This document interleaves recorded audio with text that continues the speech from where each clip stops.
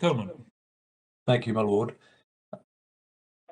Can I conclude on issues 2 and 3 just with a few points which touch on some of the questions that have been raised? Clearly, the two issues need to be seen together. We're talking about a single undertaking and a single set of facts. I would summarize the position as follows. First of all, we draw a distinction between the existence of the power on the one hand, and on the other, the circumstances in which, in the court's discretion, it will be appropriate to exercise it.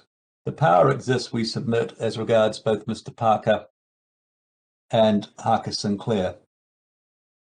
As regards Mr. Parker, or indeed the position of any other solicitor on a different set of facts, the question whether it will be appropriate to exercise the power will depend on the court's assessment as a court of conduct as to whether it's appropriate to hold the solicitor responsible for seeing the undertaking performed. The solicitor has an enduring obligation of integrity to maintain public confidence and to ensure that the firm performs its own obligations. And if in a particular case, the solicitors has in some way fallen short of the expected professional standards in not ensuring his firm has complied with the undertaking, then the discretion might be appropriate to be exercised. And we say that was the case in the facts of this case for Mr. Parker. As regards the firm, the question whether it's appropriate to exercise the jurisdiction will depend on whether the court considers that that is necessary in order to ensure that the jurisdiction is effective.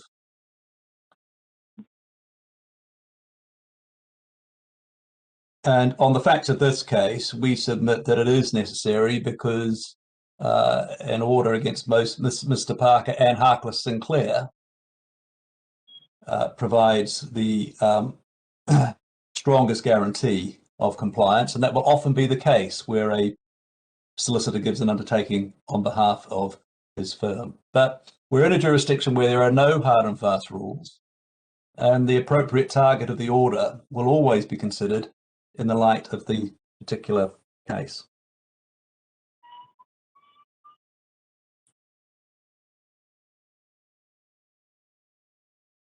And we've set out in paragraph 22 of our case the personal obligations that Mr. Parker had in relation to the performance of the undertaking.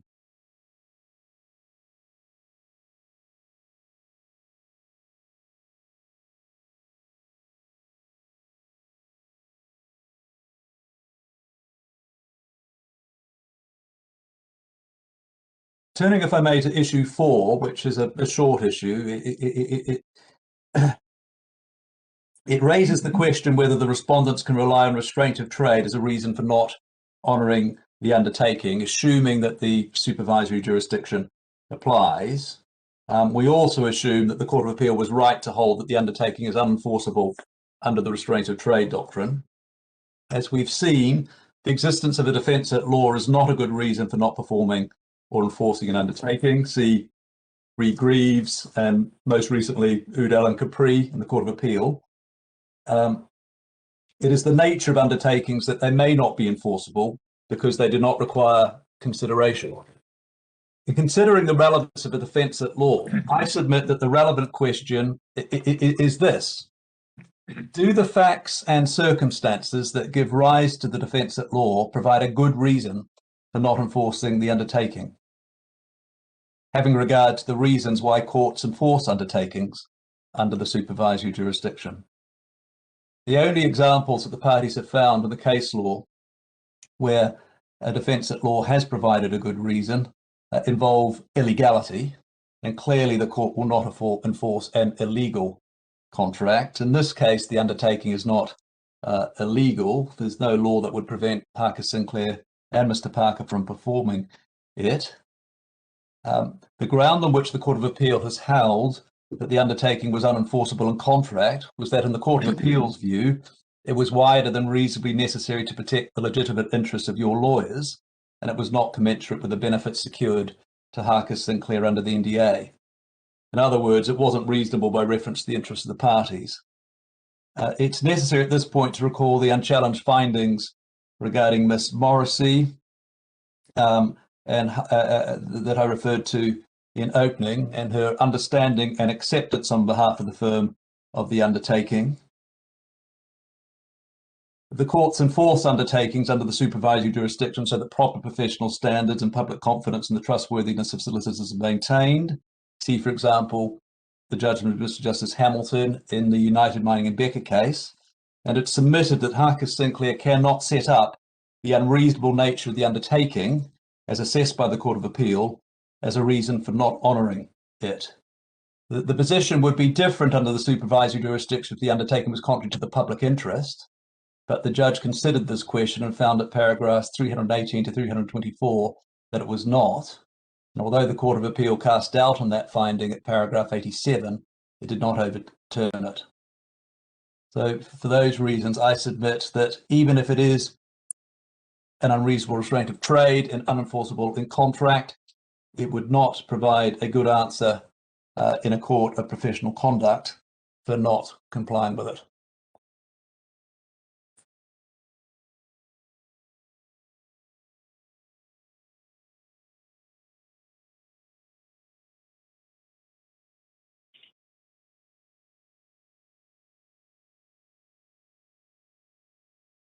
I now come to issues 5 and 6, which is the contractual claim, which is against Harcus Sinclair only. I'm going to take you first to the legal principles, then make submissions as to why the trial judge was entitled to conclude that the undertaking was not an unlawful restraint of trade, and then my submissions as to why the Court of Appeal was wrong, we say, to interfere with the judge's decision. Turning to the legal principles, it's respectfully submitted that the Court of Appeal did not direct itself correctly as to the law. In particular, it took no account of the fact that Harcus Sinclair freely agreed the undertaking from a position of at least equal bargaining power. It took a very narrow view of your lawyer's interests. It held that they had to arise under the terms of the NDA. The Court of Appeal in its judgment paid no proper regard to the judge's findings regarding the surrounding circumstances.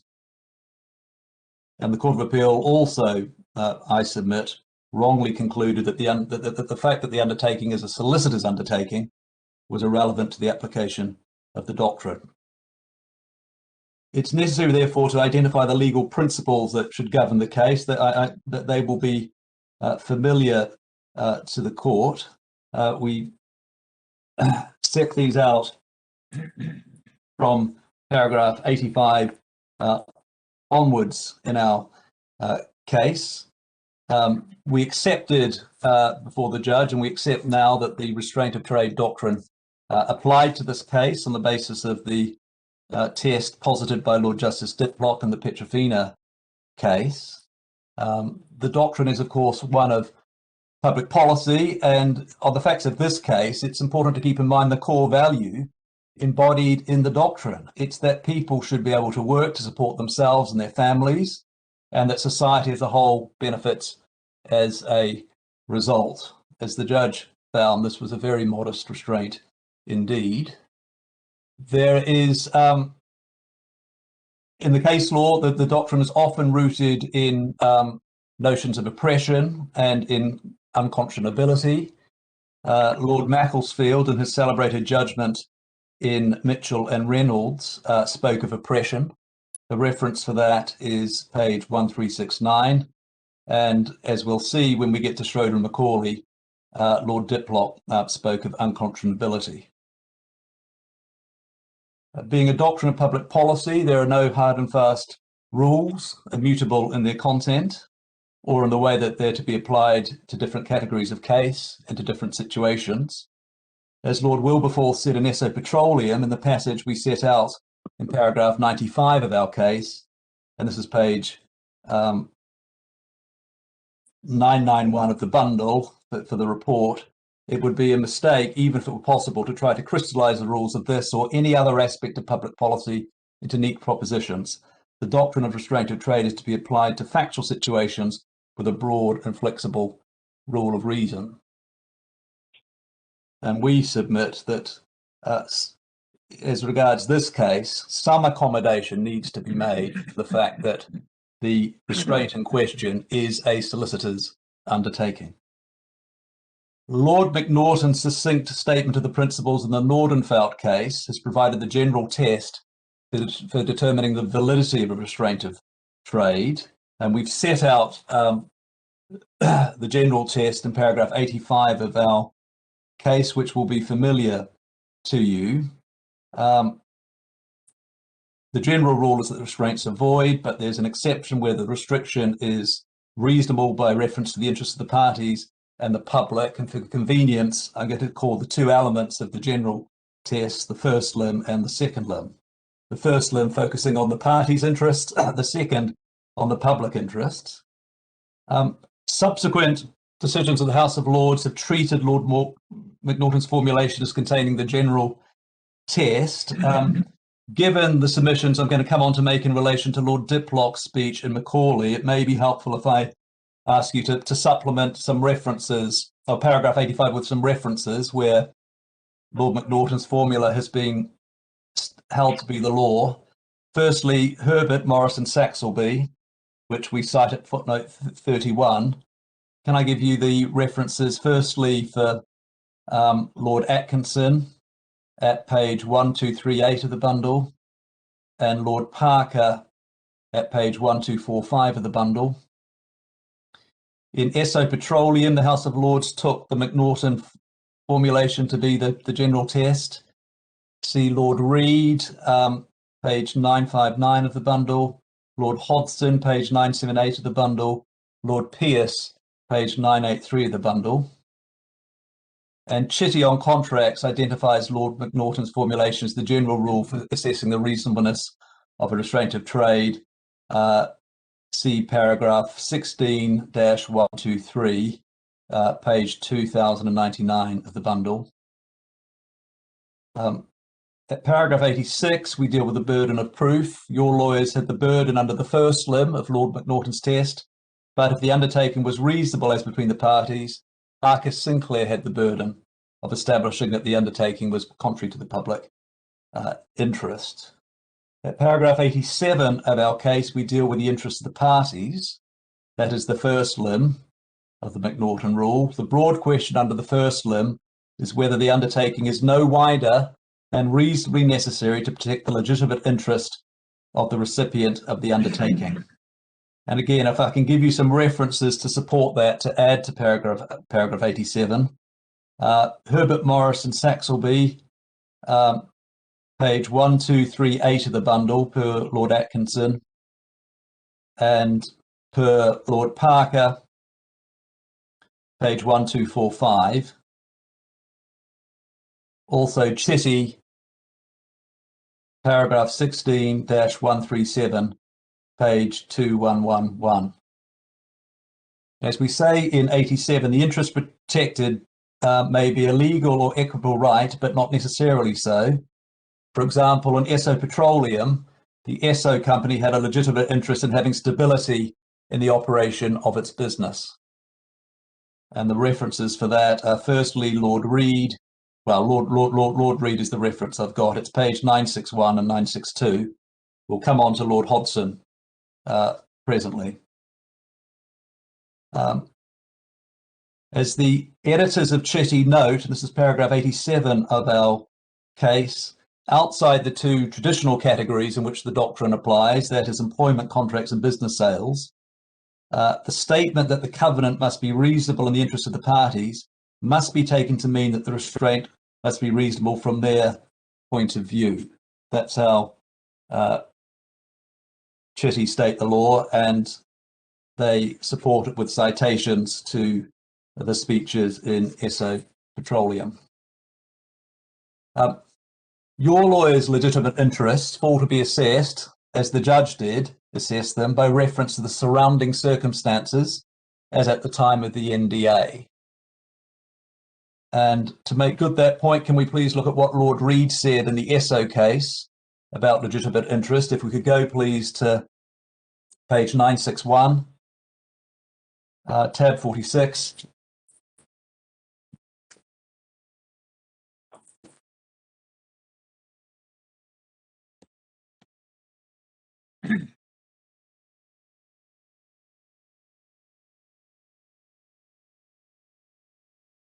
At the top of the page, again, whether or not a restraint is in the personal interest of the parties, it is, I think, well established that the court will not enforce a restraint which goes further than affording adequate protection to the legitimate interest of the party in whose favour is granted.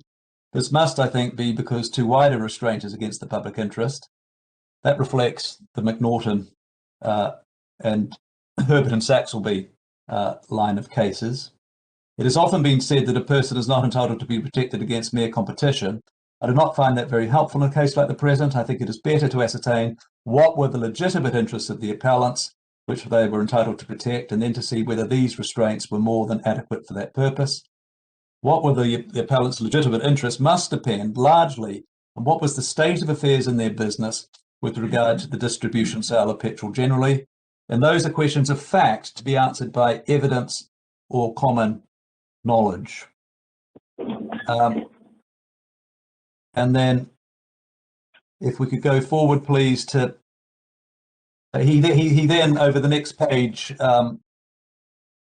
summarizes the evidence to the effect that the Solus agreements an issue in that case brought stability and economic efficiency to the business. One can see that at the top of the next page. We don't need to read it. And then if we can turn, please, to page 979. Lord Hodson at F, he says at the end, adjacent to F, once the agreement is before the court, it's open to the scrutiny of the court and all its surrounding circumstances. As a question of law, I emphasize the words in all the surrounding circumstances. And then at 989, Lord Pearce, next to F, I do not find it I not here find help in the well-known phrase that a man is not entitled to protect himself against competition per se, or that he's only entitled to protect himself if he has an interest to protect. It is clear that a restraint which merely damages a covenantor and confers no benefit on a covenantee is as a rule unreasonable. But here, ESO had a definite interest to protect and secured a definite benefit. They wished to preserve intact their space network of outlets in order that they could continue to sell their products as planned over the years. Over a period of years in competition with other producers. So paragraph 98 of our case, we deal with the question of adequacy of consideration. And this is relevant to the submission that I'll come on to concerning Lord Diplock's formulation of the relevant test in Macaulay.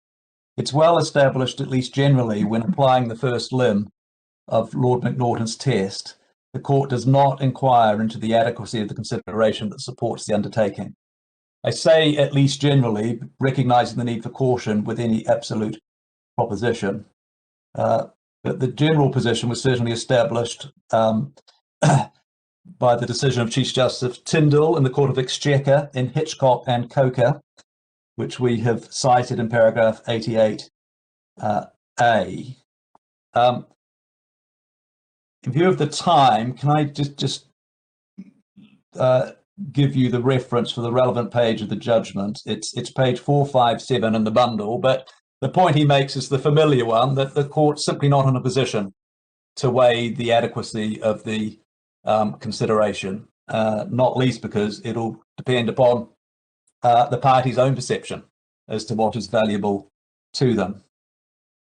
Now, as we say in 88B, Lord McNaughton took this to be the law in Nordenfelt, and we've given you the reference for that, although he did say that the quantum of consideration might be relevant to reasonableness. And we cite at 88B the view of Lord Parker in Herbert Morrison Saxelby that the court does not consider the adequacy of consideration in any particular case. The editors of Chetty also state that to be the rule, as we say in paragraph 88. Actually, we don't give you the reference. Perhaps if I can ask you please to add the reference to Chetty at paragraph 88. It's paragraph 16-123, page 2099 in the bundle, and 16-137, page 2111. So that's the general position regarding adequacy of consideration. On the other side of the picture, as we explain in paragraph 88D of our case, is Lord Diplock's formulation of the test for determining reasonableness in Schroeder and Macaulay, which we've set out at paragraph 91 of our case. If you could please turn to 91, where we've got the relevant formulation as we put it. The question to be answered as respects a contract and restraint of trade of the kind with which this appeal is concerned is, was the bargain fair? The test of fairness is no doubt whether the restrictions are both reasonably necessary for the protection of the legitimate interests of the promisee and the commensurate with the benefit secured to the promisor under the contract. For the purpose of this test, all the provisions of the contract must be taken into consideration. Now, the courts below applied that formulation of the test, and your lawyers did not argue against it in the Court of Appeal. Frankly, we did not see any issue in relation to it at that time. We do now, and it's appropriate, therefore, that we raise the point with the court. In paragraphs 91 to 93 of our case, we've set out our reasons for submitting that it should have no application in a case of this kind. Now, on each party's primary case, it does not matter whether this formulation is correct or not, because we say the undertaking passes Lord Diplock's test, as the judge found it did, whereas Harcus Sinclair say, in their case, that the undertaking did not protect any legitimate interest in any event. So one doesn't get to what I will call the second limb of, well, we don't get to the commensurate requirement in the second stage of Lord Diplock's formulation. Lord Diplock's formulation is concerned only with the first limb of the Macnaughton formula, but he breaks it down into two stages. And the second stage focuses on whether the grantor of the covenant receives commensurate benefits under the contract. So that's the position on the primary cases of the parties. This point doesn't matter, but if the court was satisfied that the judge was entitled to hold that the undertaking was no wider than necessary to protect your lawyer's legitimate interests, then the question as to whether the commensurate requirement must also be met would potentially be in play. And I would be grateful, with that introduction to the point, if we could go please to the report of Schroeder and Macaulay at tab 29, page 501.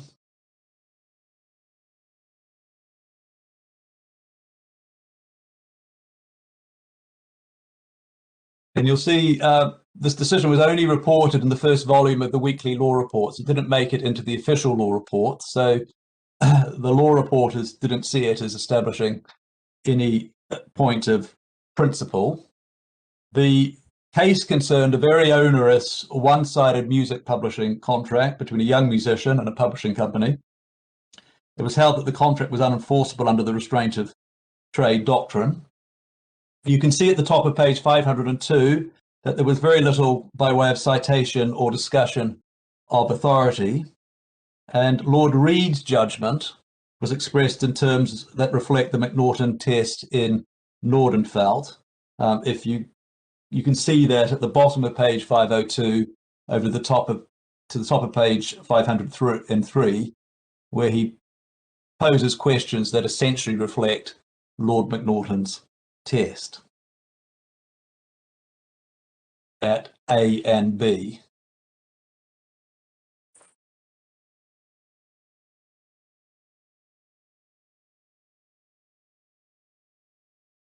So that's how Lord Reid approached it in conventional terms, and he found that the contract fell foul of the doctrine. Viscount Dilhorn at page 508 agreed with Lord Reid, and then we have Lord Diplock's judgment also at 508. And if we can pick it up at letter D, Lord Diplock said that in order to determine whether this case is one in which the power ought to be exercised, what your lordships have in fact been doing has been to assess the relative bargaining power of the publisher and the songwriter at the time the contract was made, and to decide whether the publisher has used his superior bargaining power to exact from the songwriter promises that were unfairly onerous to him. So Lord Diplock's treating it as a case of the exercise of parties of unequal bargaining power.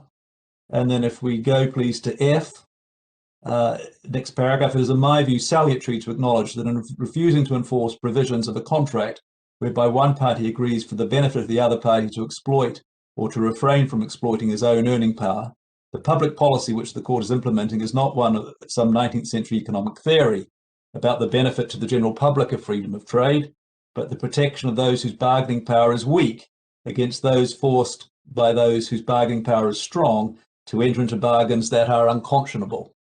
So he treated it as a jurisdiction based in unconscionability. And then if we go to the last 5 lines of the paragraph or so, if one looks at the reasoning of the 19th century judges in cases about contracts and restraint of trade, one finds lip service paid to current economic theories. But if one looks at what they said in the light of what they did, one finds that they struck down a bargain if they thought it was unconscionable, as between the parties to it, and upheld it if they thought that it was not. And then he states the test, which I've already read. I won't read it all again, but I do emphasize the introductory words. So I would hold that the question to be answered as respects to contract and restraint of trade of the kind with which this appeal is concerned. So the Diplock formulation was clearly positive as a approach for that sort of case, unequal bargaining power and apparent unconscionability. Lord Simon agreed with both Lord Reid and Lord Diplock, as did Lord Kilbrandon. Now, as we say in paragraph 93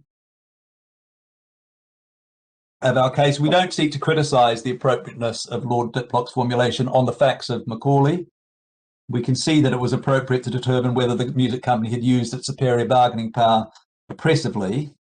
However, we do say that it's apparent from the language used by Lord Diplock that it can't be a test of general application, notwithstanding, not least because the court does not usually assess the adequacy of the consideration, whereas the commensurate requirement suggests that it ought to. And we have cited Mr. Hayden's book, a former judge of the High Court of Australia, on restraint of trade, at paragraph 93. We've given you the reference. He expresses the view that the restriction, that the commensurate requirement does not form any part of the law.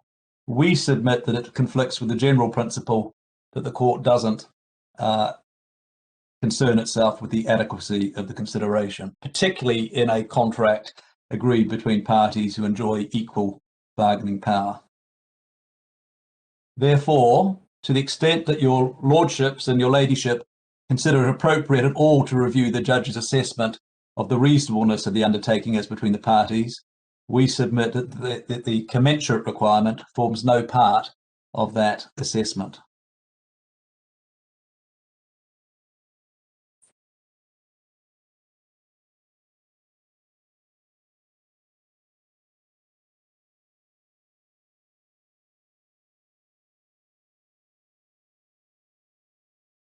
Turning to paragraph 89 of our case, we submit that the intensity with which the court should scrutinise the restraint of trade by reference to the interests of the parties varies according to the extent to which the restraint was freely agreed by the parties of equal bargaining power.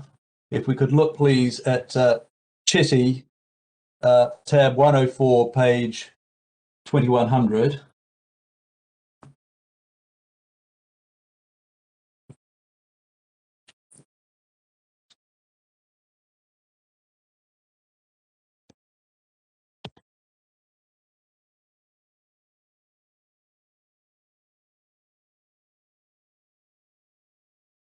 At the bottom of the page, this is paragraph 16-126 of Chitty, last paragraph, but especially in cases falling outside the traditional categories of covenant to which most of the early authorities relate, the emphasis may well now have shifted from the interests of the parties to those of the public on the basis that the doctrine is part of the wider doctrine of public policy, and that at any rate, where the contract was freely entered into between traders, they're usually the best judges of their own interest.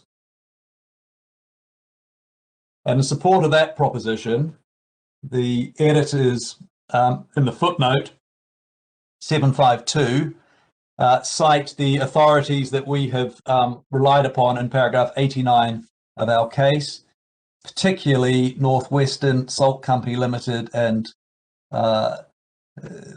Electrolytic Alkali Company, English Hop Growers and Dairying, and Esso Petroleum. Can we go back, please, to Esso Petroleum at tab 46, page 960.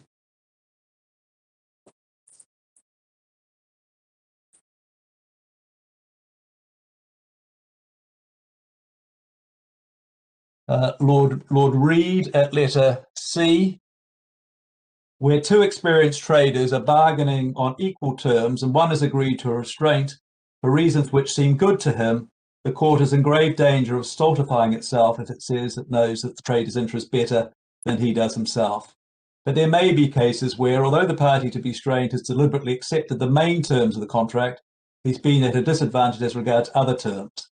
For example, where a set of conditions has been incorporated which has not been the subject of negotiation. There the court may have greater freedom to hold them unreasonable. Our case, of course, as I pointed out at the outset, involves a core term that was subject to specific negotiation and agreement. And then at page 984,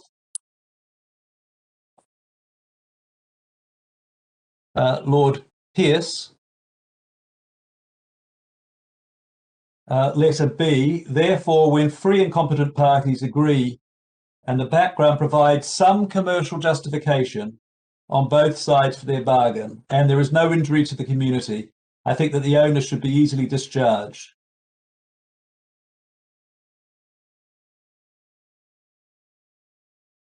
And then if we could go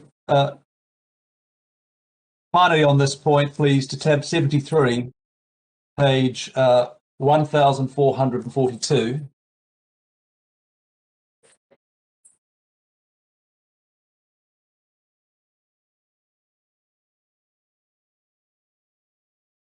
To the Northwestern Salt Company case, which concerned a contract between salt manufacturers for the regulation of the supply of salt. We've got the dictum of Viscount Haldane at page 1442,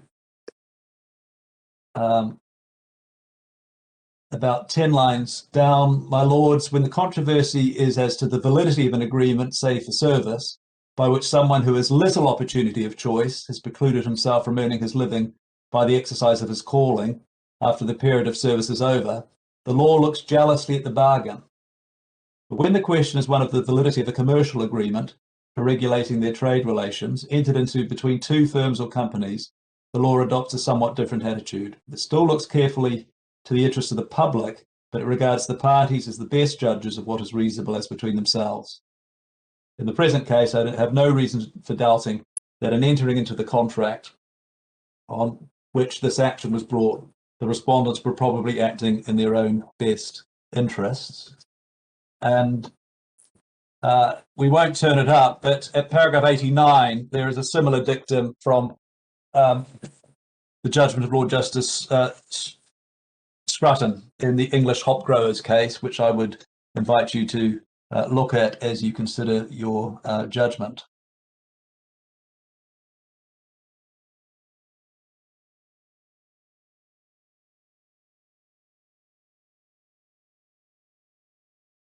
We've given you the page reference. Lastly, on the law, can I draw your attention to a decision of the Court of Appeal which came out after we'd filed our cases, but it's in the authorities. It's the case of Quantum Advisory and Quantum Actuarial, and the main judgment was given by Lady Justice Carr. and it contains statements to similar effect at paragraph 63 and 64. The reference for the bundle is page 1686. That she says at 63, where businesses have dealt at arm's length with each other, they can usually be regarded as adequate guardians of their own interests. The court will be slow to substitute its objective view as to the interests of the contracting parties for the subjective views of the contracting parties themselves. The law recognises that if business contracts are fairly made by parties who are on equal terms, such parties should know their business best. She's drawing on essentially on the case law we've already been looking at paragraphs 63 to 64 of her judgment. Turning then to the judge's judgment, I respectfully submit that the best way, or the clearest way to see where the Court of Appeal went wrong is to see where the judge went right, because he produced a very comprehensive, careful judgment, which made a number of findings which supported my client's legitimate interest to be protected. And we submit that he was entitled to conclude on his evaluation of the facts that the undertaking did not offend the restraint of trade doctrine. The burden of satisfying the court that the undertaking was reasonable should not have been difficult to discharge in a case such as this. Harcus Sinclair can be taken to have known their own interests and to have thought that the undertaking was a proper one to give. As the judge noted, the restraint was very modest. It related essentially to one substantial piece of litigation, which Harcus Sinclair had not been interested in anyway. That finding of the judge has been put into the public domain by the Court of Appeal. The relevant parts of the judgment are paragraphs 48 and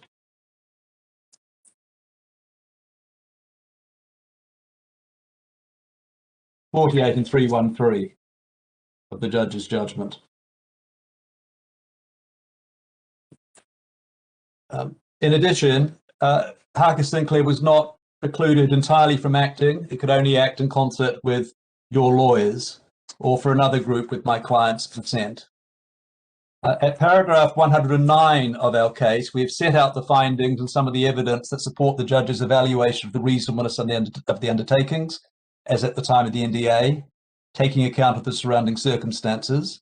Since the Court of Appeal did not, in my respectful submission, appreciate the significance of the judge's findings of fact and reasoning, I would like to take some time to take the court through the relevant parts of the judgment which support his conclusion as to the reasonableness of the term and as to the public interest. If we could pick it up, please, at page 223 of the bundle.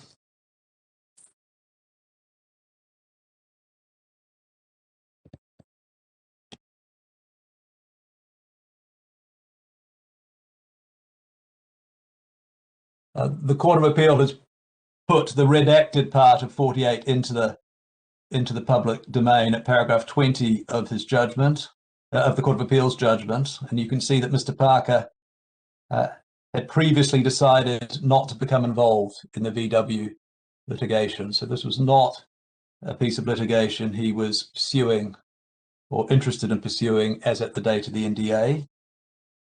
And then we see at paragraph 50 that as at the time of the NDA, your lawyers had done a lot of work planning the proposed group action.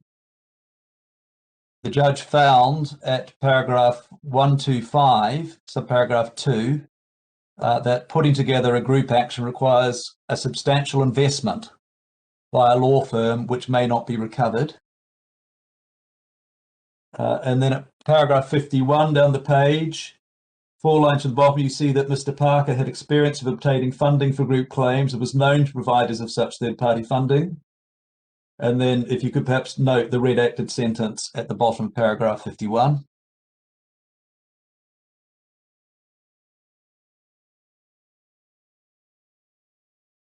And then paragraph 53, although I think this has been put in the public domain, but can I just ask you to remind yourself what 53 says, which explains the circumstances in which my client approached Mr. Parker.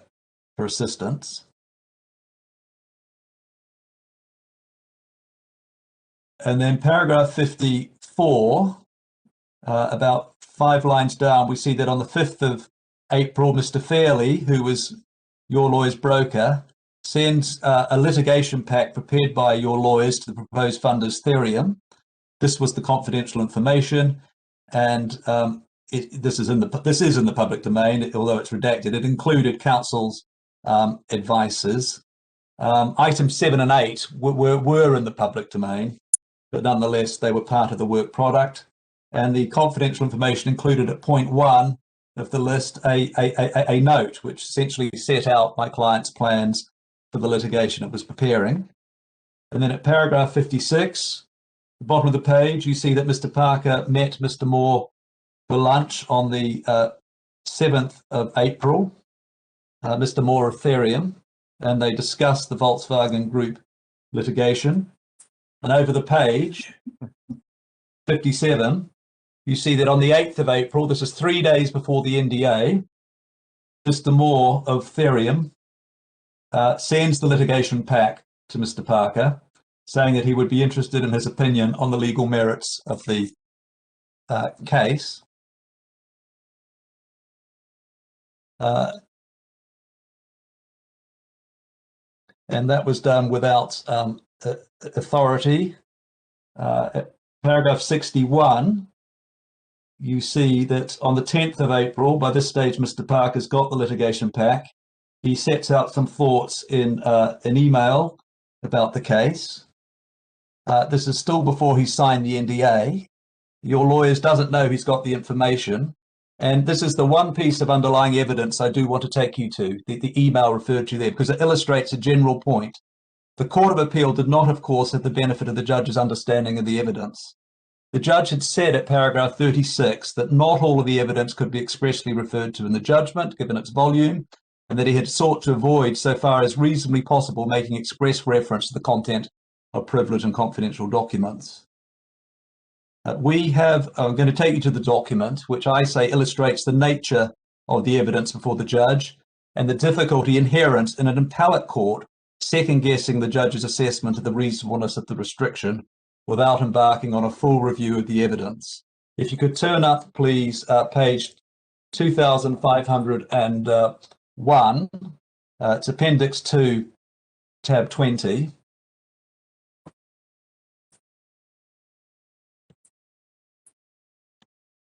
It's an email that Mr. Parker wrote to himself, but it was intended as a draft to the funder, Mr. Moore, beginning, "Dear Nick," and it shows that as a result of reading the confidential information, Mr.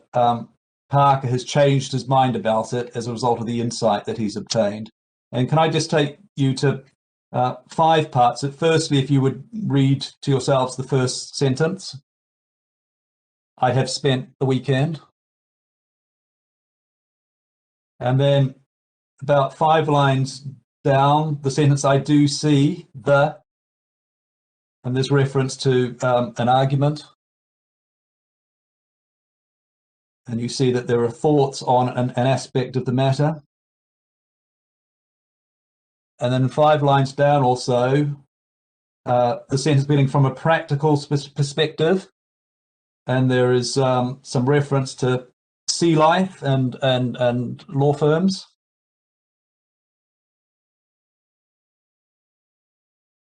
And then the next sentence, there's a reference to, we could get the reference to GLO.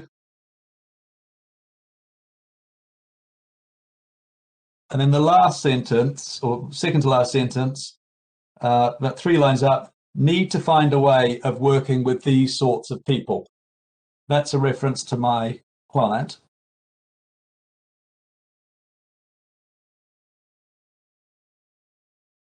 And then that sentence is evidence of the attitude that Mr. Parker had towards your lawyers at the time of the NDA.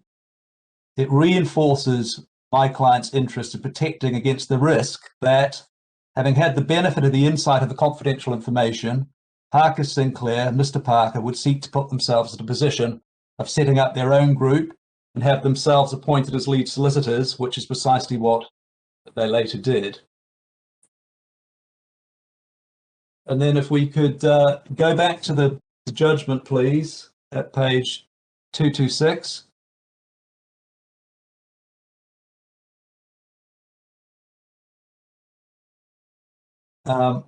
We have at paragraph 227,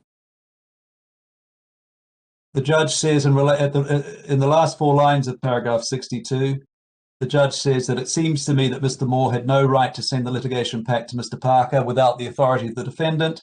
It also seems to me that Mr. Parker should have appreciated that he was being sent a pack of documents which included documents that were confidential, in some cases subject to privilege. And then at the end of 65, the last few lines, the judge holds that Mr. Parker paid less attention than he should have done to the legalities of the position in terms of whether he had a right to see the litigation pack when it was sent to him by Mr. Moore. And then if we could, what we see from the evidence thus far and the findings thus far is that as at the time of the NDA, as a result of his preview of the litigation pack, Mr. Parker's view of the case has changed from not wanting to be involved, see paragraph 48, to forming an impression of the case, as evidenced by the email that we looked at. And the judge brings these points together in his discussion of the restraint of trade issue. If we could go forward, please, at to page 284. This is another paragraph, the gist of which the Court of Appeal has put into the public domain.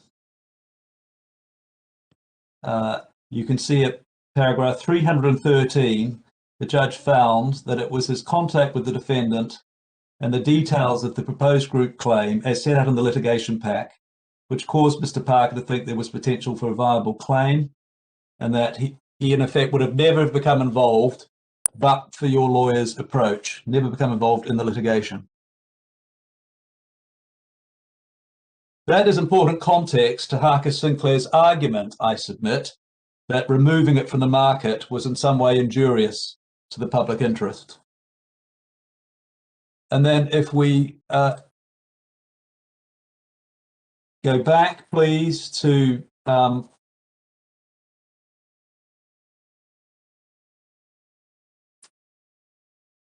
page 228 to 229. We have from 67 to 74, paragraph 67 to 74, the judge's findings regarding Miss Morrissey and Harcus Sinclair's knowledge and acceptance of the undertaking. We don't need to read those, you'll be familiar with them already. And then at J75, paragraph 75, page 229, on the same day as the NDA is signed, we have Mr. Parker writing a further email, this time to the funder, setting out his thoughts on the case. And I don't think this is in the public domain. So can I ask you to read the first 3 sentences, beginning with the words, "I was"?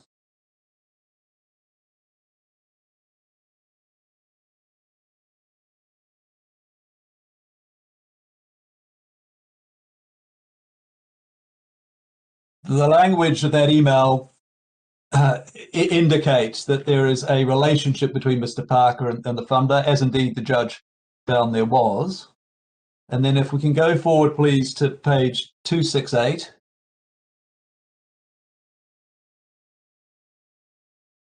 Perhaps we could go via page 240, please.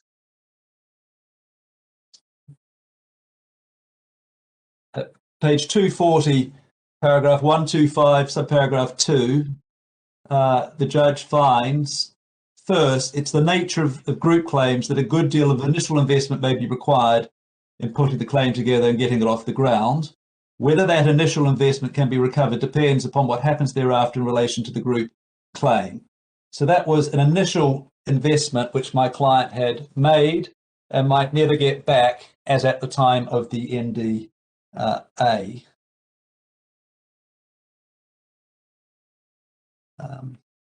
And then if we can go forward, please, to page 268.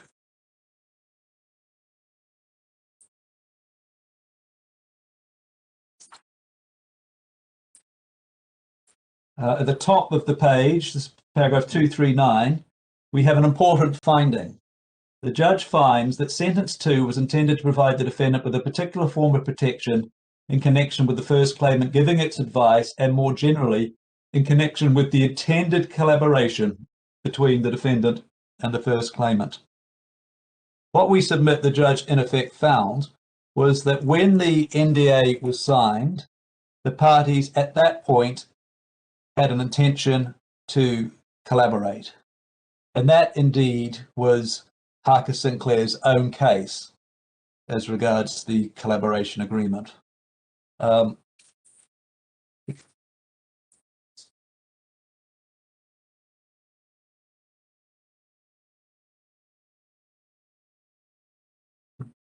Can I ask you please to just leave the judgment for a moment and go to paragraph 107 of my written case, page 122 of the bundle, where we've set out some of the relevant evidence, including a witness statement from Mr. Beresford, which actually became the particulars of claim.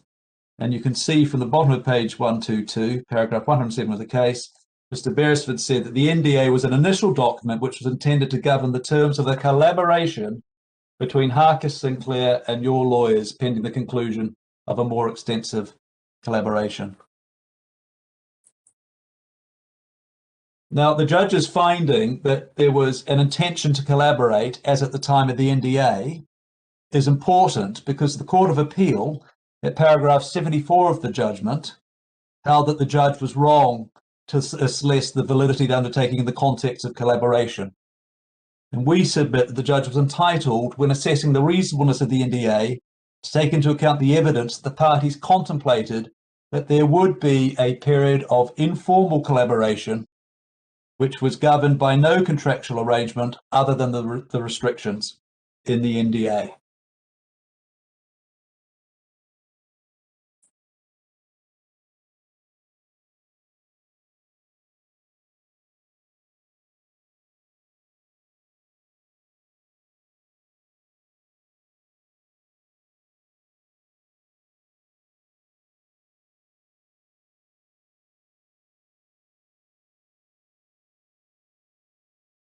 Question from Lord Briggs, I think.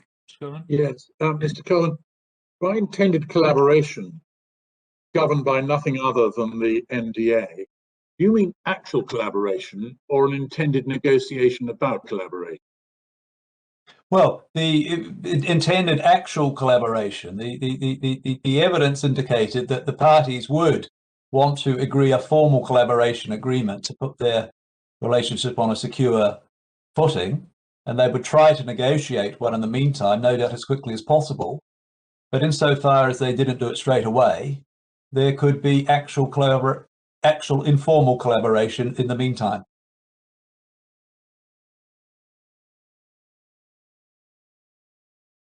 Then paragraph 272, page 274, we have the finding that sentence 2 makes perfect commercial sense. What sentence 2 prevented the first claimant from doing was accepting instructions for or acting for a rival group of claimants to the defendant's group. As this action demonstrates, group litigation is, or at least can be, a competitive business between solicitors. Sentence 2 was intended to ensure that the first claimant, having provided its advice on the claim by the defendant's group of claimants, and having had the benefit of insight into that claim, could not strike out on its own or in collaboration with another firm with any rival group of claimants. But that's an important finding as regards the judge's conclusion that this restraint was reasonable. The concern was to protect, or one of the concerns was to protect against benefiting from the insight of the claim and then striking out on their own. I'm sorry, Mr. Coleman, could you give me the paragraph for that? 272, my lord. Thank you, thank you. Now, we submit that on the judge's evaluation of the purpose of the undertaking, he was entitled to find that it protected a legitimate interest as set out in 272. And then at 273, the judge said, putting the matter more simply, it seems to me that sentence 2 was intended to prevent the very thing which has occurred, namely the first claimant forming its own rival group of claimants in the admissions litigation. And then at 293, page 280, paragraph 293, the judge directs himself in terms that the relevant time for assessing the reasonableness of the contract is the date of the NDA. And at 298, he repeats the same self-direction, that the relevant time is the date of the NDA. And at 299, he says that he's in no doubt that the restriction was no more than reasonably necessary to protect the legitimate interests of your lawyers as at the date of the NDA. Paragraph 301 is extremely important. It remains private, and perhaps you would remind yourself of what it says.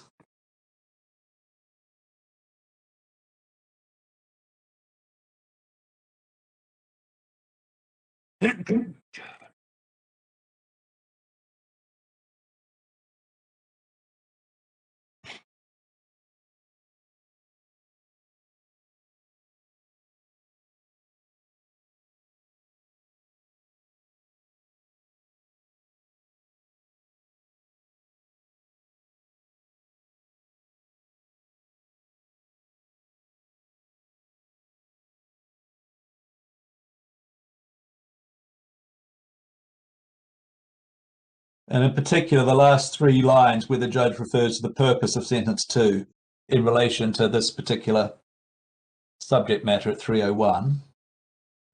What lies behind what the judge is saying here is that there was a potential conflict between the interests of your lawyers and Harcus Sinclair as at the date of the NDA. We've already seen Mr. Parker asking if he can work with these people, my clients. It was in my client's interests that Harcus Sinclair help it get funding, which is why it had been brought on board. It was in your lawyers' interests that it remained committed to that task. On the other hand, it might be in Harcus Sinclair's interests, having had the benefit of the insight into the merits and viability of the claim, to abandon your lawyers, as it indeed later did. Sentence 2 removed any such conflict. And your lawyers had a legitimate interest in ensuring that, if it was to share its work product with Harcus Sinclair, their interests remained aligned. And then over the page 382, paragraphs 305, 306 of the judgment, the judge says that unfortunately the parties were not able to agree a collaboration agreement, and their period of informal collaboration came to an end in circumstances where the first claimant, by reason of its work during the period of informal collaboration, was well placed to form its own group of claimants in competition with the defendant. The restriction in sentence 2 was, in my view, intended to provide the defendant with protection from just such a scenario. I find it very hard to see how a restriction which was intended to provide this protection went beyond what was reasonably necessary, as at the date of the NDA, to protect the legitimate interests of the defendant. So we see again, the judge is looking at the right point in time, as at the NDA.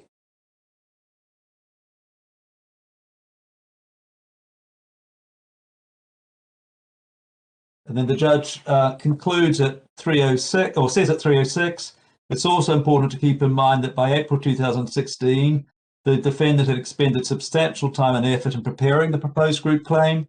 What mattered was that the defendant had a legitimate interest in preventing the first claimant from using its position as an advisor collaborator in respect to the defendant's group of claimants to strike out on its own or in concert with another firm and set up a rival group in competition with the defendant.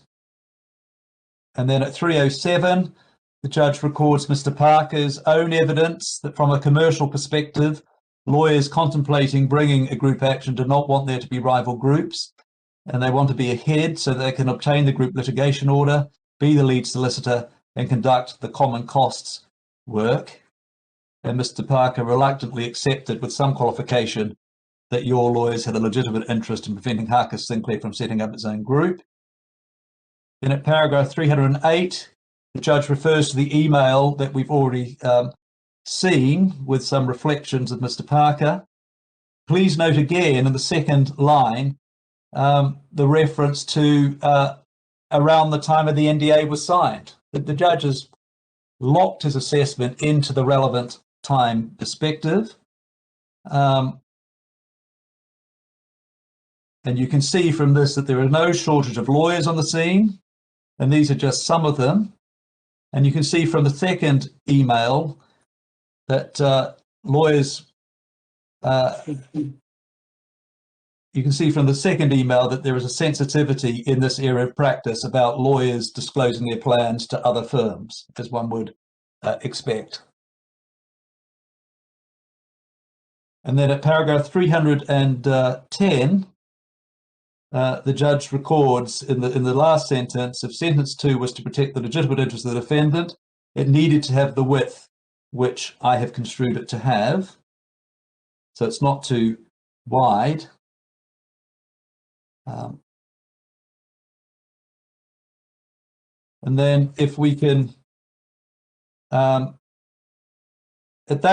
till that point, he's dealing with the reasonableness of the clause as between the parties. If we can go forward for a moment, please, to page 303.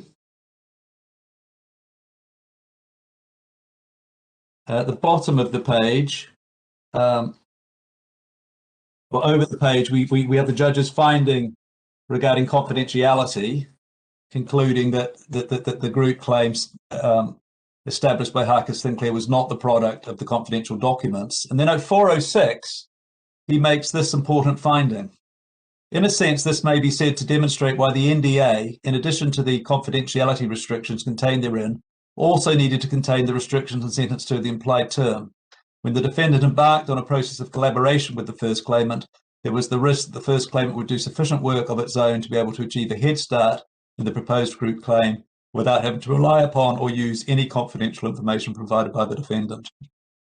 Putting the matter another way, the first claimant would secure an advantageous position as a result of being invited to collaborate with the defendant and as a result of collaborating with the defendant, not as a result of having access to the confidential information. And in circumstances where the parties contemplated, as at the time of the NDA, informal collaboration under the NDA, that in my submission was an entirely relevant consideration, having regard to the surrounding circumstances. And then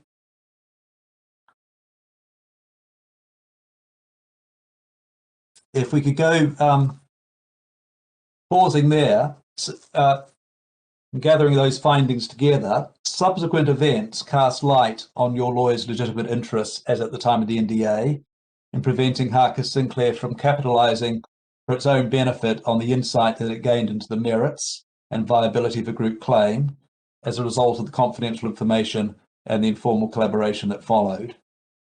From September 2016 to January 2017, Harcus Sinclair put together its own group in collaboration with Slater and Gordon, and see paragraph 125, 159, and 160 to 166 of the judgment. On the 28th of October 2016, Harcus Sinclair filed its own application for a group litigation order, under which it would be appointed lead solicitors. See paragraph 144 of the judgment. In the Court of Appeal, a judgment of Senior Master Fontaine in the VW group litigation was admitted into evidence. She found on an application for costs against Harcus Sinclair's clients that Harcus Sinclair had issued the application for the group litigation order, appointing itself as lead solicitors prematurely and pursued it unreasonably. Although she said she would not make a finding as to the reasons without hearing oral evidence, she said in her judgment that the most likely explanation was that Harcus Sinclair desired to obtain a commercial advantage in the litigation. As a consequence, she ordered Harcus Sinclair's clients to pay costs unnecessarily incurred by the defendants in the VW litigation on an indemnity basis. Master Fontaine's judgment, for your note, is at page 2556. Page 2556. The relevant paragraphs are 86, 93 to 98, 111, and 129. Although that obviously postdates the NDA, it does support the judge's finding that as at the time of the NDA, my client had a legitimate interest in Harcus Sinclair using the insight that it obtained from the confidential information and going its own way, setting up its own group, and also had a legitimate interest in particular in removing that potential conflict, which is exactly what the undertaking did. I've so far focused on the judge's reasons, but the undertaking also was supported by other aspects of your lawyer's legitimate interests. Firstly, as we set out at paragraph 111C of our case, the undertaking also protected your lawyer's clients. The clients had an interest in Harcus Sinclair not setting up a rival group, because that reduces the size of the group potentially, and therefore increases the amount of exposure each claimant has for legal fees and costs. And Mr. Parker admitted this in cross-examination, and we've given you the reference in footnote 37 of our case, paragraph 111C of our case. Secondly, your lawyers had an interest in preserving the confidentiality and the information supplied to Harcus Sinclair, as the Court of Appeal recognised. Viewed as at the time of the NDA, the confidential information was likely to be relevant to any claim that Harcus Sinclair might bring on its own. And as we submit in paragraph 111E of our case, the undertaking was a reasonable and proportionate way of protecting confidential information. It served to avoid the difficulties inherent in proving that confidentiality had been used. It's notoriously difficult to prove that confidence has been abused, and indeed my client's attempt in this case, as you know, failed. And we have cited the judgment of Lord Justice Toulson in Thomas and Farr for the proposition that because there may be serious difficulties in identifying precisely what is and what is not confidential information, a non-competition clause may be the most satisfactory form of constraint.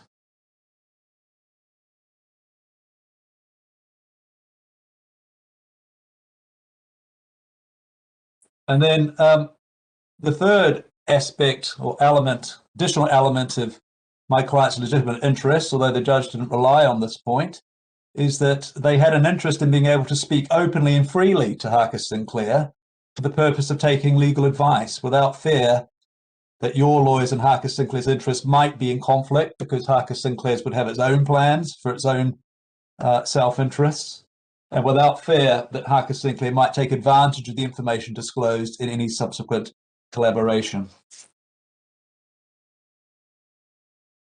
We can go back, please, to page 283 of the judgment, of the bundle rather.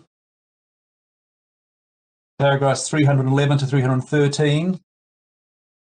The judge addressed the commensurate requirement suggested by Lord Diplock and Macaulay. As I've submitted, he didn't need to, but he in any event found that the benefit to Harcus Sinclair of the contract was commensurate to the burden of that undertaking. As the judge said at paragraph 311, the bargain opened the way to a potentially lucrative opportunity for Harcus Sinclair. That's the last sentence in paragraph 311, page 284.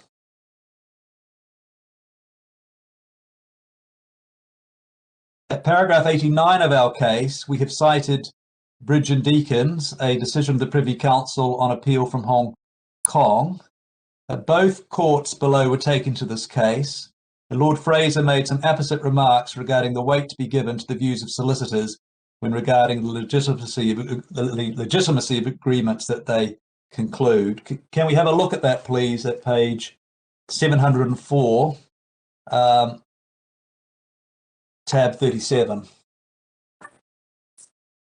It was a case about a restrictive covenant in a partnership deed.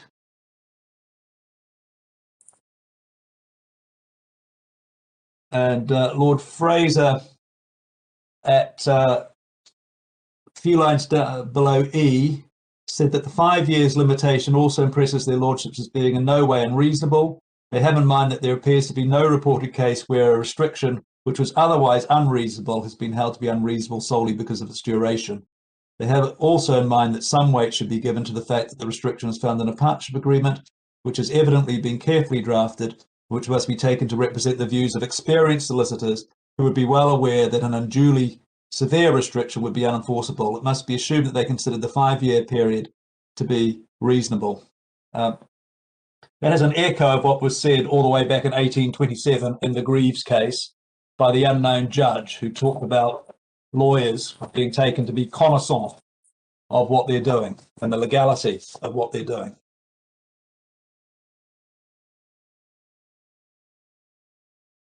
The judge then moved on to the public interest at paragraphs 318 to 325, and he took account of a number of factors. Firstly, at paragraph 319, he drew support from that same case we've just looked at, Bridge and Deakins, where Lord Fraser said, and the judge has set out the relevant passage, that for one thing, the solicitor is always entitled to refuse to act for a particular person, and it's difficult to see any reason why he should not be entitled to bind himself by contract not to act in the future for a particular group of persons. Of course, that is subject to the restraint of trade doctrine, but there is no objection in principle to his doing so.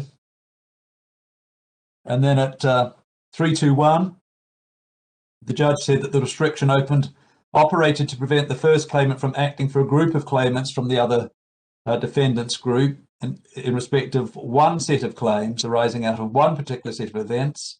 I cannot see what public interest was damaged by an agreement to this effect. And then 322, putting the matter the other way around, it seems to me that if a restriction such as this was held to be contrary to the public interest, this could create substantial problems for solicitors practicing in this area. It seems to me that there is a public interest in firms and solicitors practicing in this area, knowing that the court will enforce restrictions. That needs to be read alongside paragraph 475. If we could go forward to page 317, please. Where the judge said that I have a substantial concern that in a case of this kind, a firm or solicitor should be held to the restrictions in the non-disclosure agreement which it has signed. It is clearly desirable from the point of view of consumers that firms and solicitors considering group action should collaborate in the same way as the defendant and the first claimant defendant did, albeit informally in the present case. Where such collaboration occurs, it's also important that firms and solicitors should know where they stand in terms of difficult matters such as confidentiality and future competition. Such matters are best dealt with by a written agreement which sets out what restrictions apply. I commend that as an entirely conventional approach to contracts between law firms. And then if we go back, please, to page 286.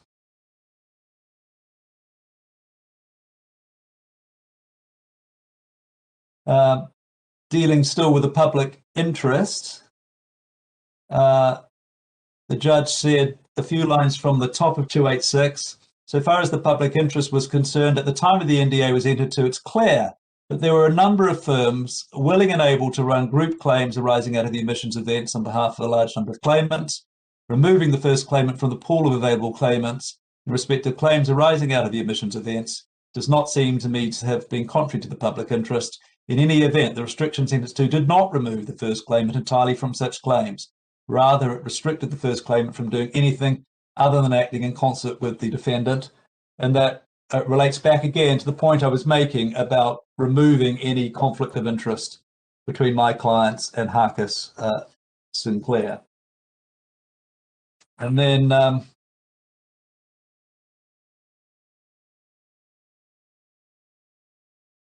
I mentioned a decision of Master Fontaine a moment ago. By that stage, September 2018, according to her judgment, there were some 13 firms of solicitors. There is no shortage of interest among law firms in this sort of case, and you've seen from the judgment just how much firms want to be involved. I submit that the argument that the undertaking was contrary to the public interest and that it deprived the public of a law firm that specialised in the field has an air of unreality if one considers the facts as they were at the time of the NDA. We've seen that Harcus Sinclair had not been interested in being involved in the litigation prior to your lawyer's approach. The Court of Appeal described my client as a relatively small company, paragraph 2 of its judgment. On the evidence, my client was an outsider so far as litigation funders were concerned, as compared with Harcus Sinclair. See paragraph 51.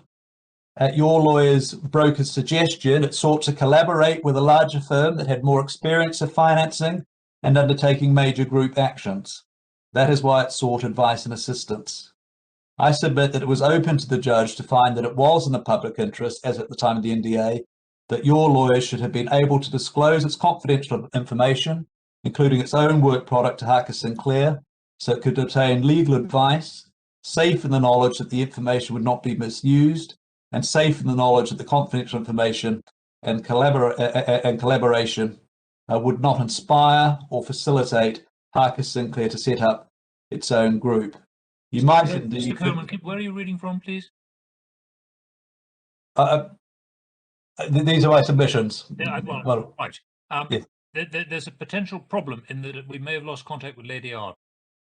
Oh, yes, I didn't notice, I'm sorry.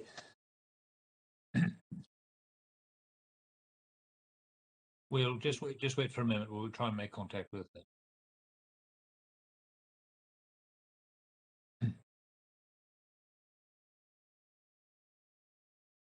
Now, we can't hear Lady Arden at the moment, I'm afraid.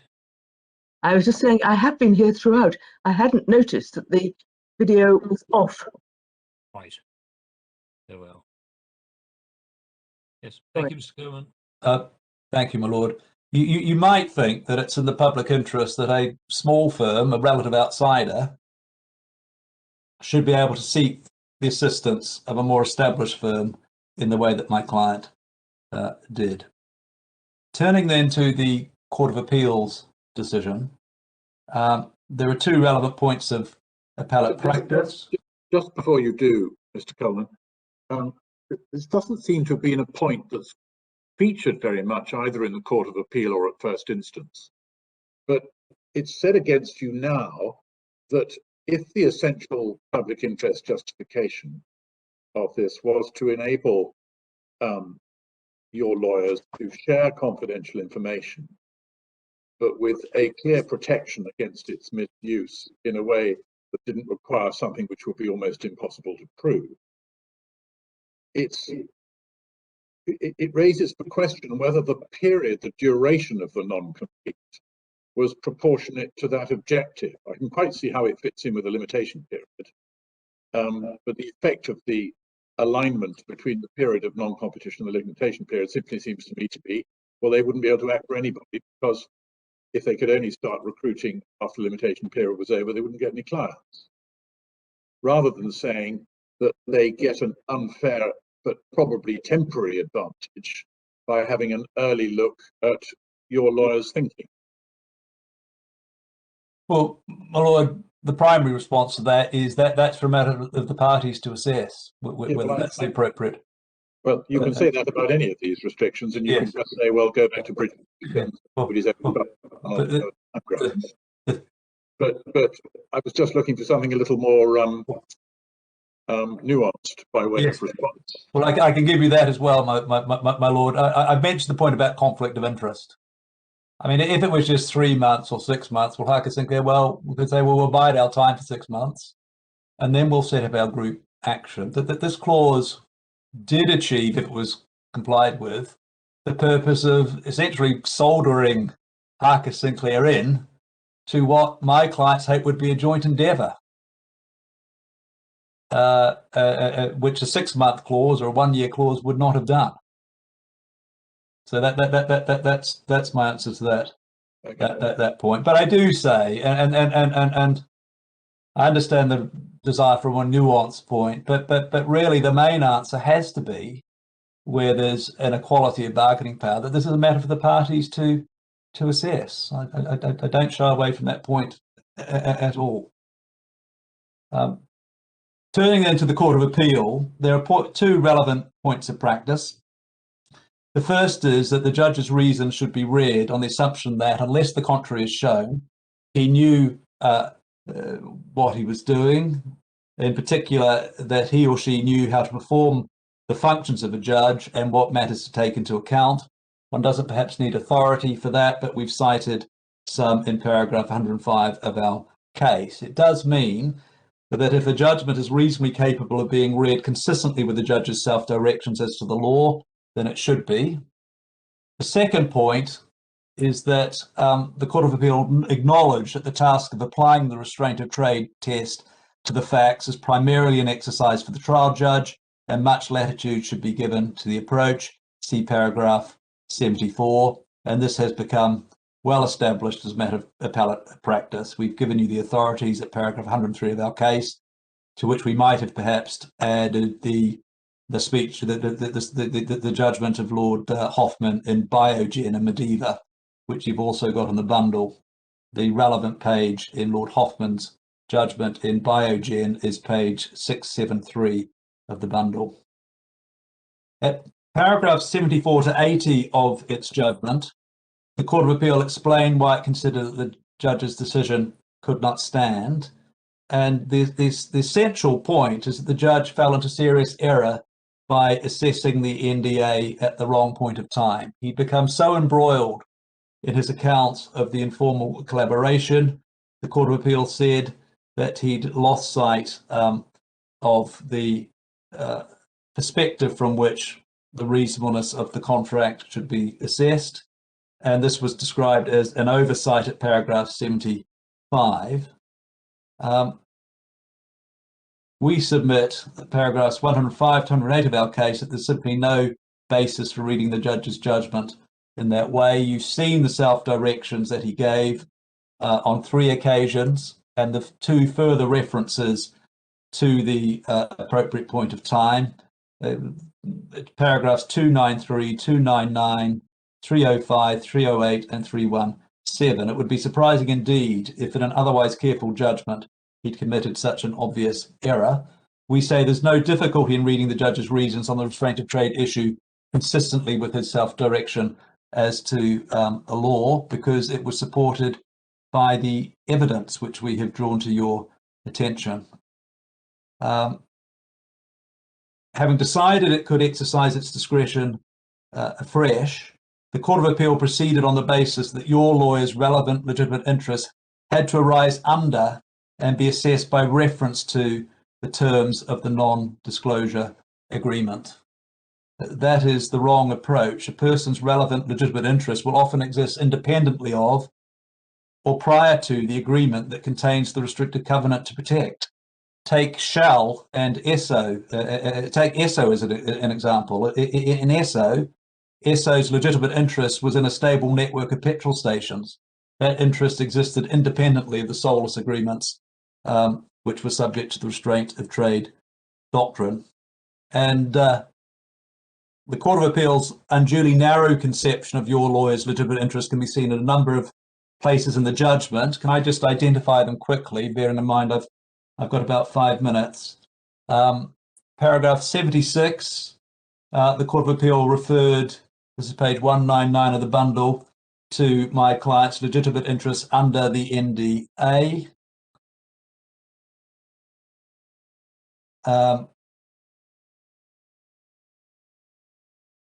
And then paragraph 83, the Court of Appeal, about 9 lines down, said, in our view, your lawyer's only legitimate interest under the NDA was to protect confidential information. What the Court of Appeal is failing to do here, I respectively submit, is to look at the reasonableness of the term in the light of all of the surrounding circumstances. These matters are more fully set out in our case. We also make the complaint that at paragraph 82, the Court of Appeal took into account an entirely irrelevant consideration, a hypothetical consideration. It referred in the last few lines of 82 to the possibility, well, what would have been the position if your lawyers had approached a number of firms and persuaded them to sign an agreement in the form of the NDA? Client's choice of solicitors would quickly be significantly curtailed. That is an impermissible approach. One has to look at the actual situation, not the hypothetical situation. On the judge's findings, my client was not trying to take anyone out of the market. It had been suggested by its broker that it approached Harcus Sinclair for assistance. At paragraph 87,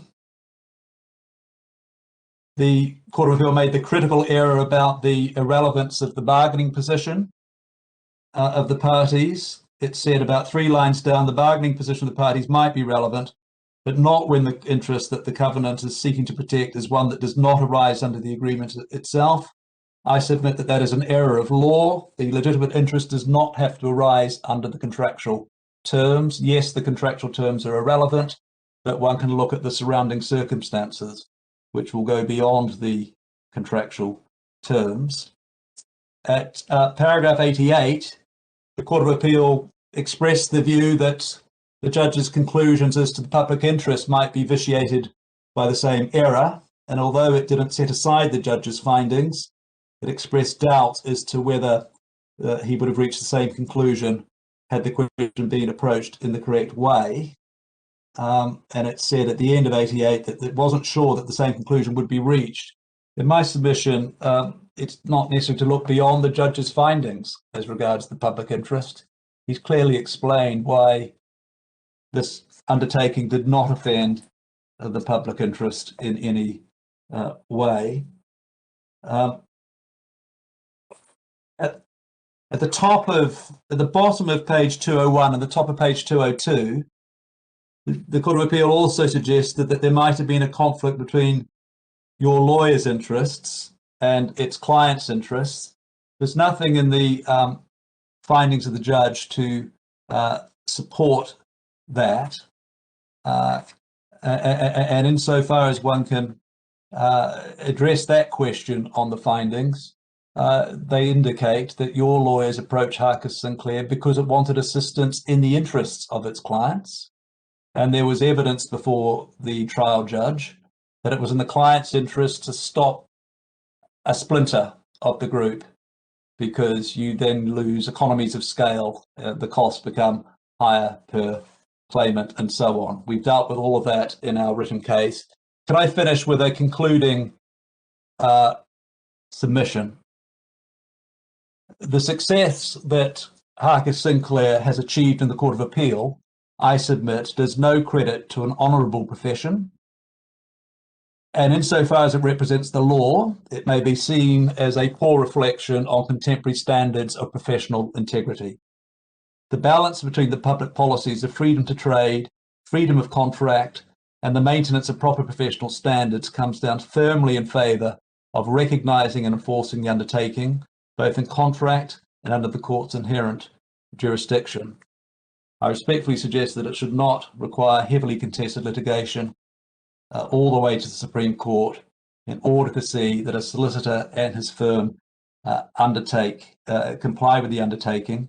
I haven't addressed you orally separately on issue 5, but you've got save in my introduction, but you understand, I think, what we say in relation to the relationship between restraint of trade and the status of the promise being a solicitor's undertaking.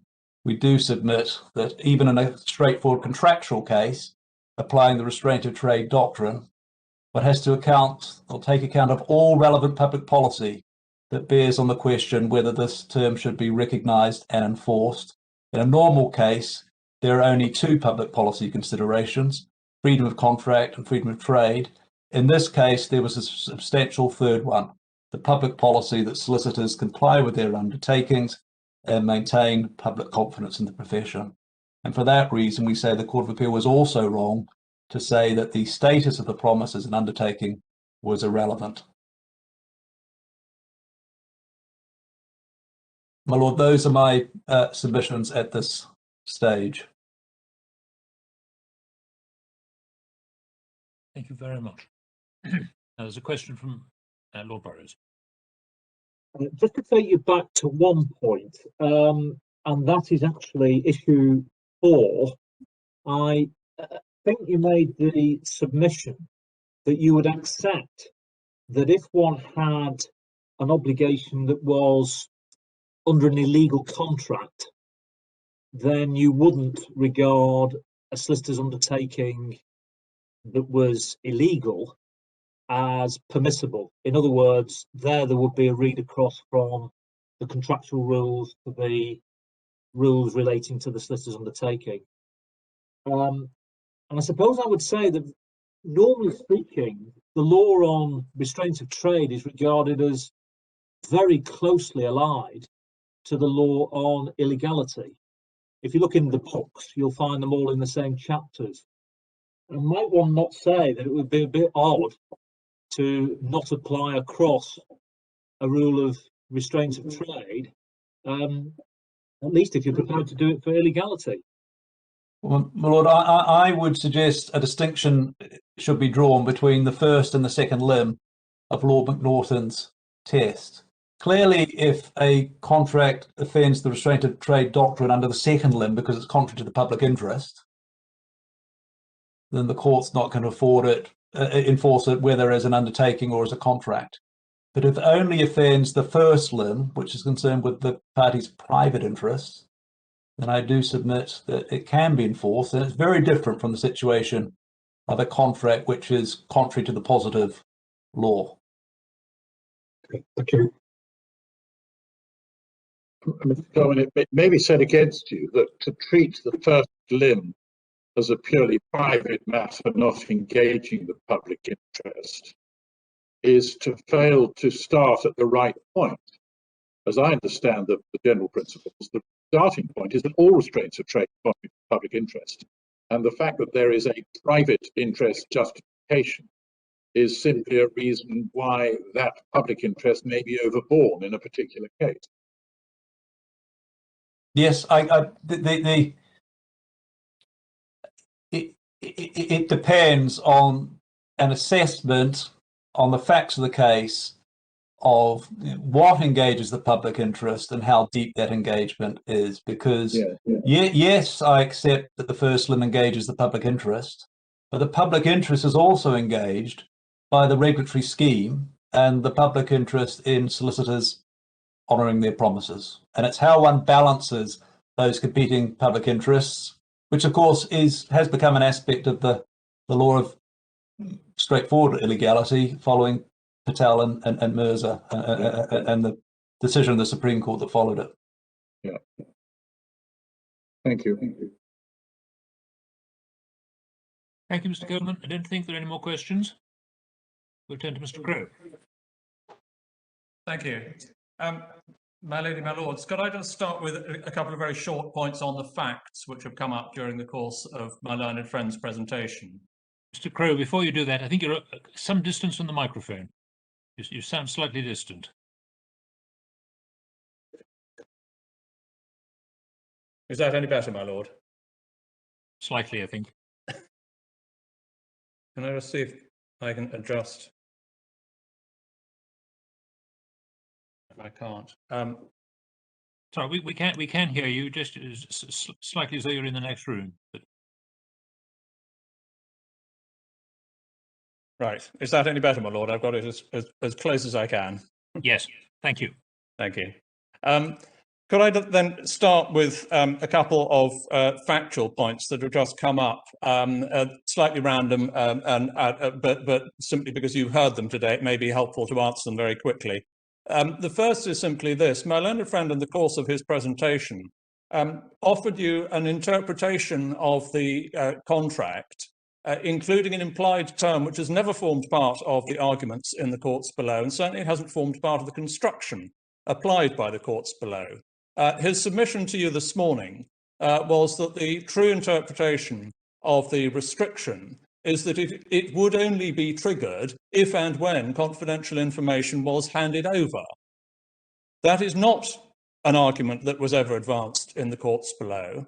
It doesn't form part of the interpretation which the courts applied, and indeed it is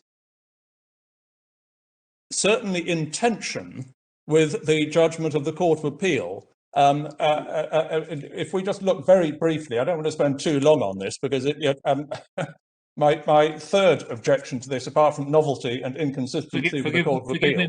Forgive me, Mr. Crowe. I'm really sorry about this. We've lost Mr. Coleman, I'm afraid. Oh, maybe he's discouraged already. Maybe he just had his camera off. I don't know. Oh, well. We're Mr. back. Coleman, can you hear us all right? Mr. Coleman, can you But hear us? yes, my lord. I'm sorry. I had my video off. I'm sorry. That's fine. As long as you're able Yes. to follow it, that's Yes. what matters. Thank you very much. Sorry, Mr. Crowe. No, not at all. So the very short points are, first of all, the interpretation that was offered to you is entirely novel and has never formed part of the arguments in the courts below. We would suggest it is not consistent with the approach of the Court of Appeal. It may not be helpful to go to it right now, but if you have occasion to look at paragraphs 67 and 68 of the Court of Appeal judgment, that is the last word on interpretation. The argument that was being run, not by me, by Mr. Foxton QC, was that the true interpretation of the restriction was that it only applied a restraint on Harcus Sinclair LLP using confidential information in acting for other clients. And that interpretation was rejected by the Court of Appeal, which said the contract means what it says. And so for my learned friend now to try sneaking in with respect an implied term suggesting that the non-compete clause is only triggered once confidential information has been disclosed is, with respect, not a legitimate approach to defending the reasonableness. My Lord Burrows. I may be missing the point, but as I understood Mr. Coleman's submission, it was nothing to do with an implied term.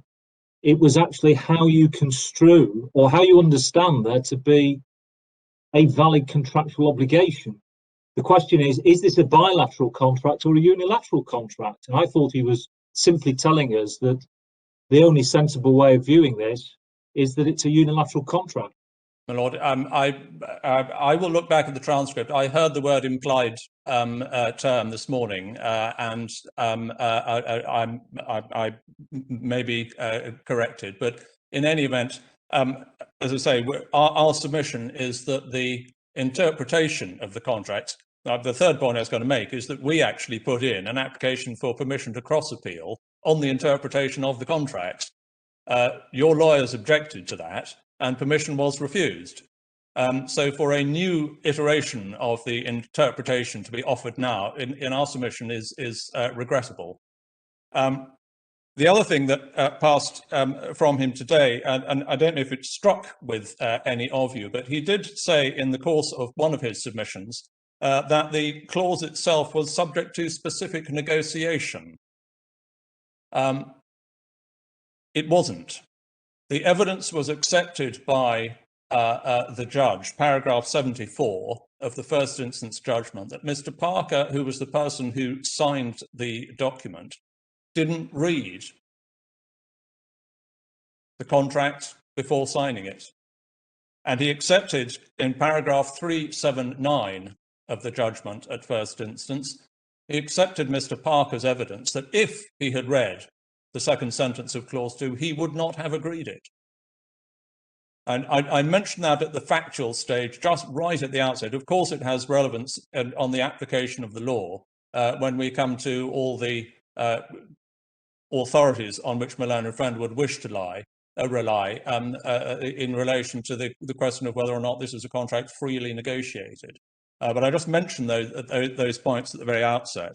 The other factual point I just wanted to correct is that my learned friend also said that Mr. Parker and Harcus Sinclair LLP were best placed to judge the reasonableness of the contract in advance because they knew what they were getting because they had already received it. With the greatest respect, that is not one of the judge's findings. Yes, Mr. Parker did receive something in advance from through Therion, but the judge made no finding at all that Mr. Parker knew that what he was going to get under the non-disclosure agreement was simply that again. So with the greatest respect, it is a false factual point to suggest that Harcus Sinclair and Mr. Parker in particular knew in advance the material that was going to be handed over under the NDA. With those two factual points, can I turn then Could I just, yes, could I just say, I know you're going to check up on the transcript on the first point, but even if the words implied term were not used, and I have to say, I also wrote down unilateral contract, it would be helpful if you would address at some point what the consideration was and how it became a binding obligation. If there was no handover of confidential material, doesn't matter. I mean, these days we interpret things we either interpret the contract or we say there's an implied term or it's a unilateral contract. Whichever analysis is, does it become contractually binding until the confidential information is handed over? Well, as I say, for the reason I explained, that's certainly not something which we came to this court with any submissions on, because it's never been an issue. But I will answer it tomorrow, if I may. Of course, I'd be most grateful. Thank you. Can I then turn? I was going to deal with the issues in exactly the same order, starting with the question of classification, whether or not the restriction in the second sentence of clause 2 is a solicitor's undertaking. And I'm just starting with the law. If I could offer a few propositions of law and then go back to some of the authorities very briefly. The propositions are very simple. First of all, not every agreement made by a person who is a solicitor is a solicitor's undertaking, which attracts the court's inherent supervisory jurisdiction. Secondly, we would suggest, and this is our answer to my Lord Burroughs' question. Secondly, we would suggest that the touchstone for recognising whether or not an agreement is or is not a solicitor's undertaking that attracts the court's inherent supervisory jurisdiction is best encapsulated by what we say in paragraph 20 of our case, which is, if you want it in front of you, in the core bundle at page 140. And we suggest that the questions that need to be asked are first, whether solicitors are in practice to do the acts which are the subject matter of the undertaking, and I emphasize the subject matter of the undertaking. And secondly, whether those acts were done in the course of a transaction which was itself the sort of work that solicitors carry out as part of their ordinary professional practice. And we would emphasize that I say it's the subject matter of the undertaking. In other words, it's the thing that the solicitor is agreeing to do, which must involve the provision by him of professional services. My Lord Briggs. So does it follow from that that a negative undertaking can never be a solicitor's undertaking because it's no part of a solicitor's practice just to sit there and do nothing?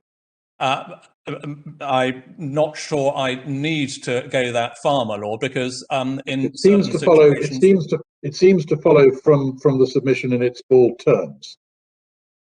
My lord, one can imagine a situation, for example, if a solicitor agreed not to act because there was a conflict of interest, it would be the discharge of his professional function not to act because he has a conflict of interest. So I don't think I need to embrace your lordship's suggestion that doing nothing can never be a solicitor's undertaking, and I certainly wouldn't want to speculate as to any other illustrations of that. But that's the first that would spring to mind. So that we suggest is the best way of testing the question. We certainly don't suggest that there is a sort of finite list of things that are solicitors' undertakings, and the list is forever closed. But we do suggest that there are likely to be particular features present which are indicative of an agreement being a solicitor's undertaking rather than a merely contractual one. And one might expect to see, for example, first of all, whether the agreement involves the provision of a service to a client. Ancillary to that, whether the solicitor can charge for what he has agreed to do. Does the commitment by the solicitor involve facilitating a transaction of a kind that solicitors are in practice to facilitate, conveyancing being the most obvious. Does it involve interaction with the court? Yes, we have seen from the case law that there does not have to be litigation. But if the answer to all of those questions is no, then we're not suggesting as a matter of principle it is impossible for the commitment in question to be a solicitor's undertaking, but it is certainly beginning to look distinctly improbable. And the key distinction that we would offer to you in this case is to draw a distinction between, on the one hand, the business undertakings of a solicitor as a commercial entity, and on the other hand, the delivery of professional services. And that, in our submission, provides the best test against which to work out whether the restriction in this case was or was not a solicitor's undertaking.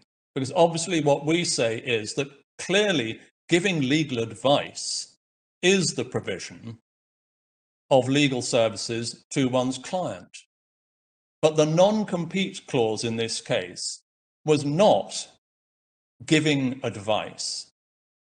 It was a business arrangement between competitors. It wasn't a solicitor-client relationship at all.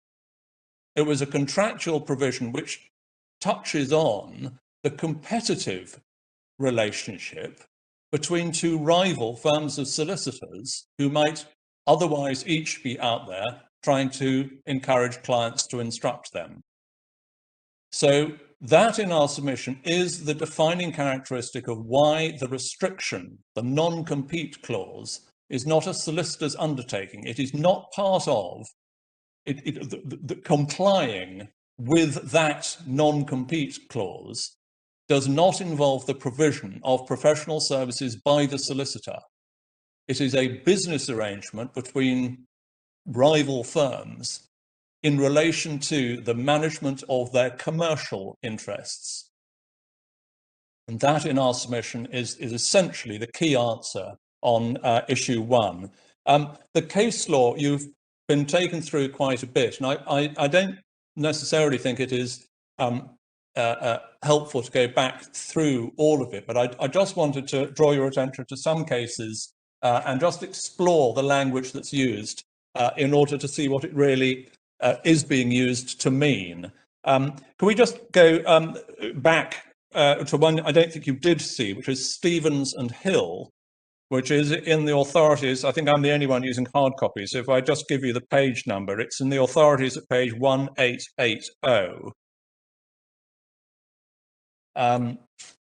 This was a very early case in which the lawyer successfully persuaded one of the other side's witnesses to leave town and not give evidence at a trial. It wasn't a solicitor's undertaking case, but it provides a helpful starting point for the language that's used that captures exactly what the court is talking about in terms of the scope of its supervisory jurisdiction. And if I could just, sorry, the case, I think I gave you the page reference for the bit I want. The case starts at 1878, and the relevant passage is in the middle of page 1880, almost exactly halfway down. There's a line beginning by criminal prosecution. I don't know if you see that. Yeah. The issue, just to be clear, doesn't really matter. The question that arose in the case was whether or not the solicitor was amenable to the court's inherent jurisdiction in circumstances where what he had done was an indictable offence. The passage I just wanted to draw to your attention in the middle of 1880 is where the court says, I believe the first case to be found of proceedings taken by the court against an attorney for something done by him in the way of his profession is to be found in Strange's reports, where an attorney, having received some deeds in his professional capacity, the Court of the Queen's Bench ordered him to redeliver the deeds to the parties entitled to them, saying that they would oblige all attorneys to perform any trust which might be reposed in them in virtue of the confidence which the character of attorney produced in the mind of the client. Ever since that time, applications of a similar nature have been very common in all cases where an attorney in his professional capacity has received money for which he ought for which, although he might be accountable in a civil action, the court will compel him to do summary justice without putting the client to the necessity of bringing one. Now, as I say, that in our submission gives colour to some of the features that we suggest you should be looking for, which is that the important defining characteristics of what is a solicitor's undertaking, which attracts the supervisory jurisdiction of the court as opposed to a mere contractual commitment, is that it involves something done in a professional capacity in the sense of providing professional services to a client. And as we submit, that's exactly what the restriction in this case is not, because it is a non-compete clause as between rival firms of solicitors, so they are contracting with each other in that regard, not as advisor and client, but as rival soliciting firms. But isn't it also saying that if a person who is an attorney, or using the terminology in this case, uses their position as such, then the court will be interested in regulating what they do if it turns out to be improper. It goes beyond saying, well, it's a transaction in the course of being an attorney. It's where trust is reposed in a person by virtue of his character as attorney. Yes. Well, two parts to my answer, my lady. The first is simply this. Anybody who is a solicitor, it might be said, well, trust is reposed in him because he's a solicitor. But the case law makes it perfectly clear that not everything a solicitor agrees to do is a solicitor's undertaking. So the mere fact that one is a solicitor isn't the answer. And the second point is, in a sense, to pick up your ladyship's words, the question is what is being agreed to be done by the solicitor being agreed by him in his capacity as a solicitor? In other words, in the capacity of somebody delivering professional services to the client. Well, he's doing, sorry, pardon me. No, carry on. No, I would insist you finish. I think I was probably simply going to repeat the analysis we offer, which is that the substance of the restriction in this case, the thing that the solicitor was agreeing to do, is not the provision of professional services. The substance of the contractual arrangement is an arrangement as between competing commercial entities, which any commercial entity could enter into. It is not, the substance of the agreement is not solicitorial. It happens to be between solicitors, but the substance of the agreement is pure non-compete. And that is something that anybody can agree to do. So that is an answer to your ladyship's proposition that what the court is looking at here is something done by somebody as a solicitor. And it is clearly, the restriction is something done by solicitors, but it is not in their capacity as solicitor, because the substance of the agreement is, as I say, a non-compete clause which any layman could enter, any trading person could agree to do that. Well, a non-compete clause can be contracted by anyone, but here it was being done in preparation for giving legal advice and for acting as the solicitor on the record in a new group action. So it's all linked. Well, with the greatest respect, that is where the Court of Appeal is right and the judge at first instance was wrong, because the non-compete clause was being agreed as part of a contract, the substance of which was solely concerned with the disclosure of confidential information. I don't want to get right onto issue 6 already, but the point that the Court of Appeal has made, which in our submission is absolutely right, is that when you're looking at the question the relevant context there is the reasonableness of the clause in restraint of trade terms, but the analysis feeds over into answering your question, my lady, and that is that the non-compete clause features in a contract the only function of which is to protect confidential information. The contract is what it says it is. It is a non-disclosure agreement. And so the provision of legal advice is certainly anticipated as a possible outcome, but there is no, first of all, the non-disclosure agreement is not a letter of retain, it's not a contract of retainer. Secondly, it is not a contract under which your lawyers commits itself to seek any level of legal advice at all, or indeed commits itself to seek any legal advice.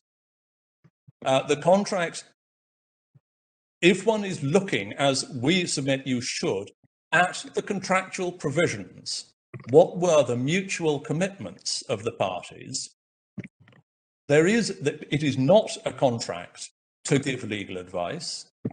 It's not a contract under which there is any commitment to procure legal advice. And although, again, this is anticipating the arguments for later in the case, it is not a contract under which there is any commitment by your lawyers to collaborate, nor any contractual commitment on the part of your lawyers even to negotiate a contract, a collaboration arrangement.